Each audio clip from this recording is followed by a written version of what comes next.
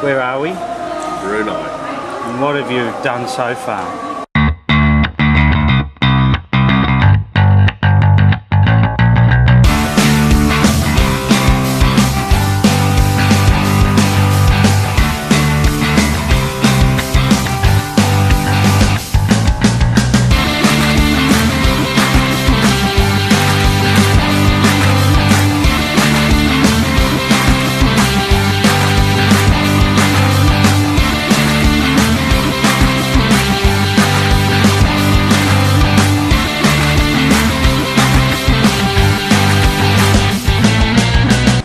Brunei, you're going to see the new mosque thing. I don't know the full name, so.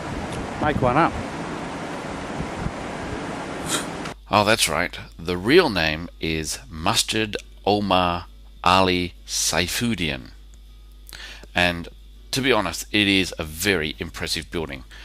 So obviously this is number one, and it will be the first place you probably go to. So it's an impressive building from all angles. You can see it from afar. The big gold dome up the top just is so eye-catching. It's clean, it's beautiful. You can actually go inside, outside prayer times. You will have to cover up, and they give you robes to cover up. And the odd thing about this mosque is it's directly across the road to the slums.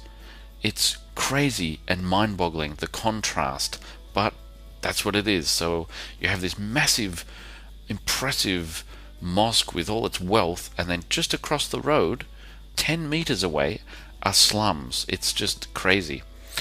Number two would be Istana Nurul Iman, or in other words, the Sultan's Palace. And unfortunately, the closest you can get really is on the water. It's only open once per year, and that's during Eid al-Fitr, which is at the end of Ramadan, for about 10 days, where you can actually go inside and meet the Sultan. So if you can time your trip to Brunei for that period, at least you'll get something really special to go inside the Sultan's palace and to meet the Sultan. Number three on the list is the water village, or Kampong Air. I think this is one place where you will spend quite a bit of your time.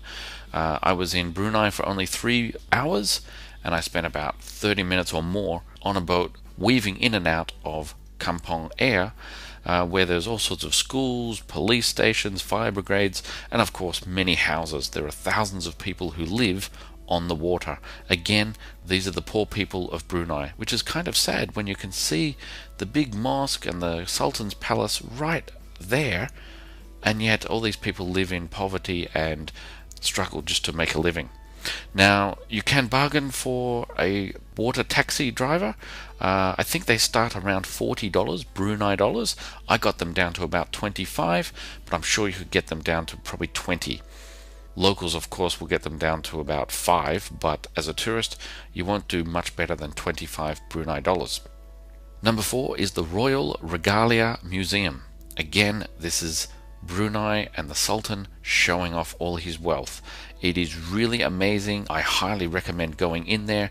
There are so many things in there, just gold everywhere, amazing artifacts, really eye-opening and quite incredible to go in and witness. There is this little souvenir shop in there as well. And number 5, the last one, is Taman Haji Sir Muda Omar Ali Saifuddin, I think. So this is a huge park.